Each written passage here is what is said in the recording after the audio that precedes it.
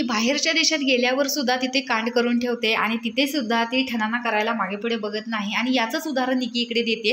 तर इकडे सगळे किचन एरियामध्ये बसलेले असतात आणि निकी पॅरिसला गेलेली असते आणि तिथला एक अनुभव ती इकडे सगळ्यांना शेअर करताना दिसते।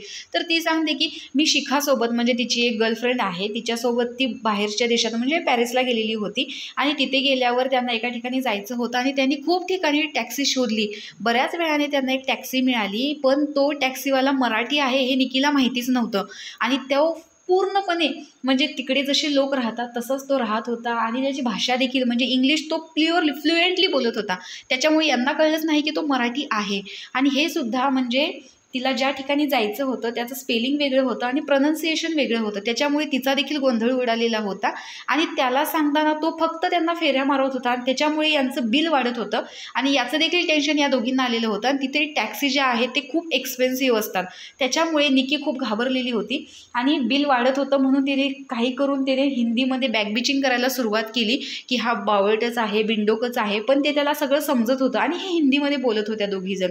तर ज्यावेळेस त्यांनी कार थांबवायला सांगितली, एक शोरूम होतं त्याच्याजवळ, त्यांनी कार थांबवली आणि तिथे त्यांनी उतरायला सांगितलं आणि तिथे म्हणले की हे घे पैसे आणि तुझं तोंड परत मला दाखवू नकोस। आणि त्याने ते पैसे घेतले आणि त्यानंतर तो म्हणाला की तू पण तुझं तोंड दाखवू नकोस। आणि ते ऐकून मी इतकी शॉक झाले की मला कुठे पळू कळेना, मी शोरूममध्ये जायचे सोडून एका भलत्या शॉपमध्ये घुसले आणि तो कधी जातोय, कारण तिकडचे टॅक्सी ड्रायव्हर जे असतात ते खूप वेगळे पद्धतीचे असतात आणि अभिजितसुद्धा सांगतो की हो तू ते खूप डेंजर लोक असतात, ते कधी येऊन पाठीमागून काहीतरी दंगा करतील याचा भरोसा सुद्धा नसतो। तर निकी खूप घाबरलेली होती आणि तिची शॉपमध्येच थांबली।